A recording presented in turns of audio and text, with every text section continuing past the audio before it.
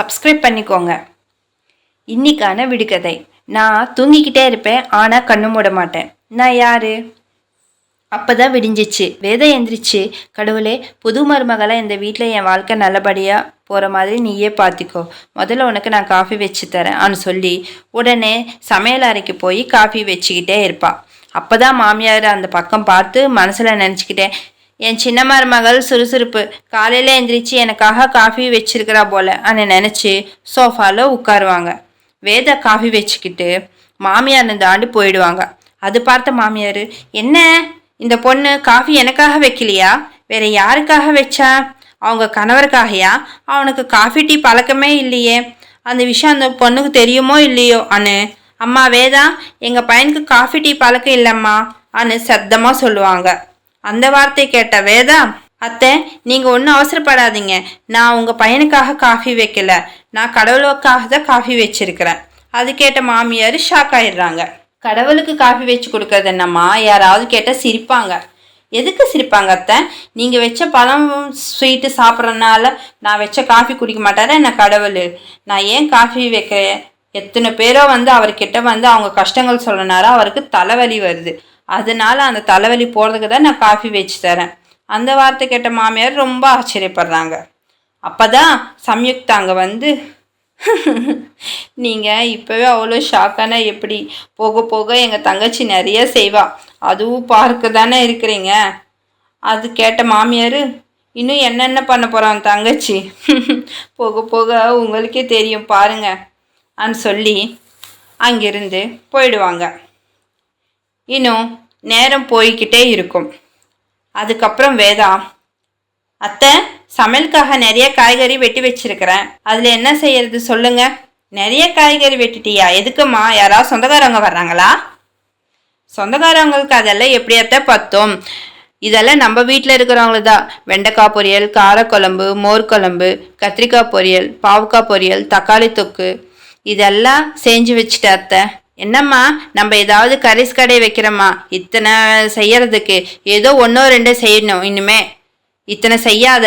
அந்த வார்த்தை கேட்டக்கப்புறம் அழுதுகிட்டே போயிடுவா வேதா.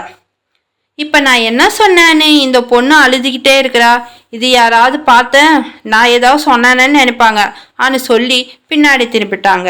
இல்லையோ எதிரில் மல்லேஷ் இருப்பார். என்னம்மா அதுக்குள்ள மாமியார் என்ன அதிகாரம் காட்டிட்டு இருக்கிறியா? என் மனைவினி கொடுமைப்படுத்த ஆரம்பிச்சிட்ட. டேய், உன் மனைவினி ஒரு வார்த்தை கூட நான் சொல்லலை, அந்த பொண்ணு அழுதுட்டு போனா, நான் எதுவும் சொல்லாமையே அந்த பொண்ணு ஏன் அழுத எனக்கு புரியல, நீ என்னை தப்பாக நினைக்கிற. மல்லேஷ் சத்தமாக சிரிச்சுக்கிட்டேன். அம்மா நான் சும்மா தான் சொன்னேன், நீ பதட்டப்படாத, என்ன நடந்துச்சோ நான் எல்லாம் கேட்டுக்கிட்டு தான் இருந்தேன், பரவாயில்ல புரிஞ்சுக்கிட்டேன் சொல்லுவாங்க. அதுக்குள்ளே சம்யுக்தா அத்தை நீங்கள் வேதான்னு ஏதாவது சொன்னால் அழுதுடுவா, அது கேட்டதுக்கு சும்மா தள்ளாட்டுங்க போதும். அதுக்கு மாமியார் சரியான்னு சொல்லுவாங்க.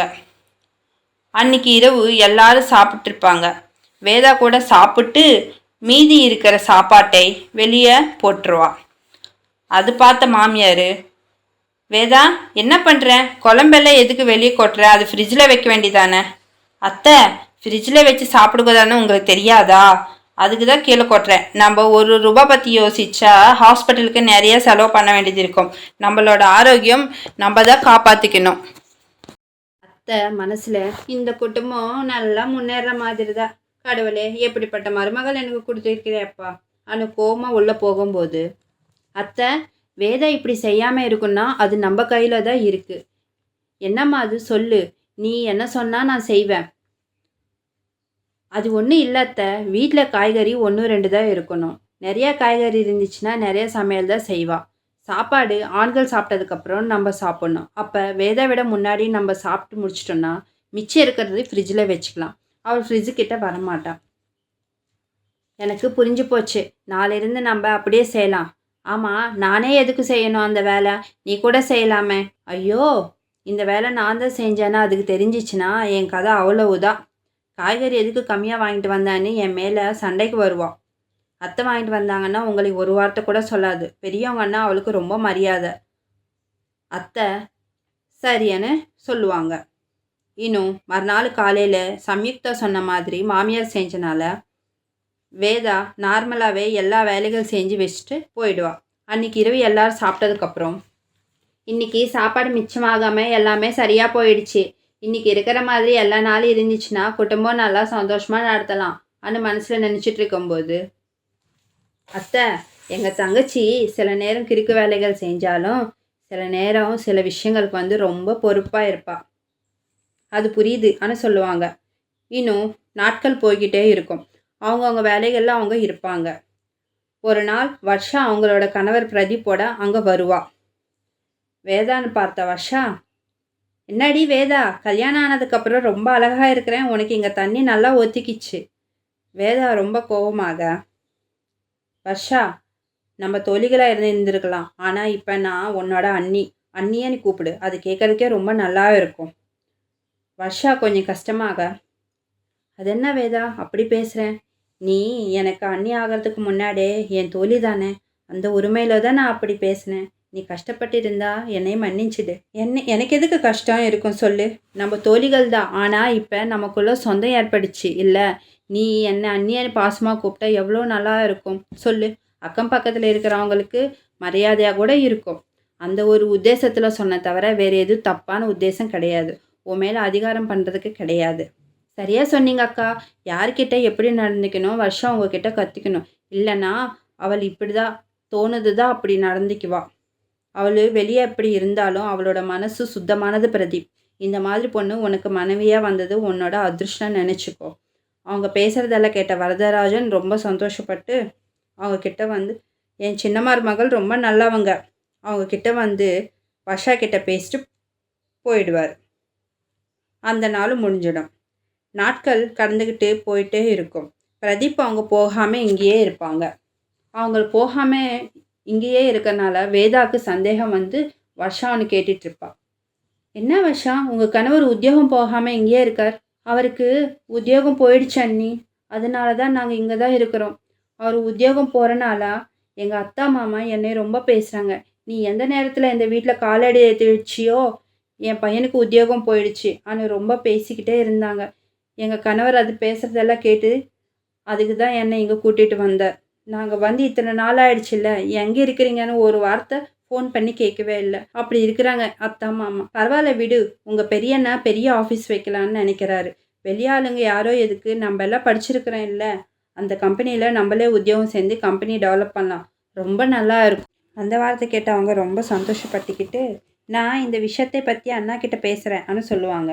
இன்னும் அன்றைக்கி சாயந்தரம் அவங்க அண்ணா கிட்ட வர்ஷா பேசிக்கிட்டே இருப்பாள். அவர் அந்த கம்பெனி பற்றி சொல்லுவார். இன்னும் எல்லாரும் அங்கே உட்காந்து பேசிக்கிட்டே இருப்பாங்க. அப்போ அஜய், வேதா சொன்னது ரொம்ப நல்லா இருக்குது. யாரும் வெளியே இருக்கிற எல்லா எம்ப்ளாயர்னு கூப்பிட்டு நம்ம கம்பெனியை டெவலப் பண்ணுறதை விட நம்ம இருந்து நம்ம கம்பெனியை டெவலப் பண்ணால் நல்லா தானே. நம்ம வீட்டில் படிச்சிருக்கிறவங்க 8 பேர் இருக்காங்க. அப்படியே சம்யுக்தாவோட தம்பி கூட இருக்கிறாரு, அவரோட மனைவி கூட இருக்காங்க. மொத்தம் 10 பேர் இருக்கும். நம்மளே பார்த்துக்கிட்ட காசு மிச்சம், நல்லா டெவலப் ஆகிடும். அதற்கு அவங்க சரியானு சொல்லுவாங்க. நினச்ச மாதிரியே அப்படியே நடந்துக்கிட்டே இருக்கும். வேதா, சம்யுக்தா, லக்ஷ்மி, வர்ஷா இந்த பெண்கள் 4 பேர் அவங்களோட புத்திசாலித்தனத்தை கம்பெனின்னு முன்னேற்றமாக கொண்டு போயிடுவாங்க. அது சக்ஸஸ் கூட ஆகிடும். கொஞ்சம் நாட்களுக்கே நிறையா காசு சம்பாதிச்சு ரொம்ப செட்டில் ஆகிடுவாங்க. நாட்கள் போய்கிட்டே இருக்கும். வர்ஷாவோட அத்தை மாமா கூட அங்கே வருவாங்க. அவங்களை பார்த்த வர்ஷா, என்ன அத்தா மாமா இப்படி வந்தீங்க, இத்தனை நாளாக நாங்கள் உயிரோடு இருக்கிறோமா இல்லையான்னு பார்க்க வந்தீங்களா? அந்த வார்த்தை கேட்டவங்க எதுவும் பேசாமல் அப்படியே நின்றுட்டுருப்பாங்க. பாருங்கள், நடந்தது ஏதோ நடந்து போச்சு. இப்போ நீங்கள் இங்கே வந்ததுக்கான காரணம் என்ன சொல்லுங்கள். அவங்க ரொம்ப கஷ்டமாக, நடந்ததெல்லாம் எங்கள் தப்பு நிறையா இருக்குது, அது சரி பண்ணுறதுக்காக தான் நாங்கள் இங்கே வந்தோம். வீட்டில் வந்த மருமகள்னே அப்படி பேசியிருக்கக்கூடாது, ரொம்ப தப்பு. உங்கள் பொண்ணு நாங்கள் சொன்ன மாதிரியே ராசி இல்லாத பொண்ணாக இருந்திருந்தா நீங்கள் இந்த அளவுக்கு டெவலப் ஆகிருக்க மாட்டீங்க. அந்த விஷயத்தை மறந்துட்டு நாங்கள் ரொம்ப தப்பாக பேசிட்டோம், எங்களை மன்னிச்சிடுங்க அண்ணே மன்னிப்பு கேட்குறாங்க. அது பார்த்தவங்க எல்லாரும் ஆச்சரியமாக பார்ப்பாங்க. அப்போது வர்ஷா, வேதாண்ணி உங்களுக்கு ரொம்ப நன்றி. யார் எங்களை திட்டுனாங்களோ அவங்களே இங்கே மன்னிப்பு கேட்குறது ரொம்ப பெரிய விஷயம். இதெல்லாம் உங்களால தான் நடந்துச்சு. குடும்பம் எல்லாம் ஒற்றுமையாக இருக்கிறதுக்கு எதுவானாலும் சாதிக்கலான்னு நீங்கள் நிரூபிச்சிட்டிங்க. அதில் மட்டும் இல்லை வர்ஷா, பெண்கள் வந்து வீட்டு வேலைகள் மட்டும் கவனிக்காமல் கணவருக்கு துணையாக இருக்கணும்னு வேதா நிரூபிச்சிட்டா. வந்த புதுசில் வேதா பற்றி நானும் தப்பாக புரிஞ்சுக்கிட்டேன். ஆனால் இப்போ இந்த மாதிரி திறமையான மருமகள் வந்தனால எங்கள் வீட்டுக்கு புது வெளிச்சம் வந்துச்சு. அதெல்லாம் கேட்ட மல்லேஷ் ரொம்ப சந்தோஷமாக, எனக்கு இந்த மாதிரி மனைவி அமைஞ்சதுக்கு ரொம்ப சந்தோஷமாக இருக்குது அனு பெருமைப்படுவார். அங்கே இருக்கிற எல்லாரும் வேதாவை ரொம்ப பெருமையாக பேசுவாங்க. வேதா மாதிரி நல்ல திறமையான பொண்ணு மருமகளாக வந்தால் ரொம்ப நல்லா இருக்குன்னு யார் யார் நினைக்கிறீங்களோ கீழே கமெண்ட்டில் சொல்லுங்கள்.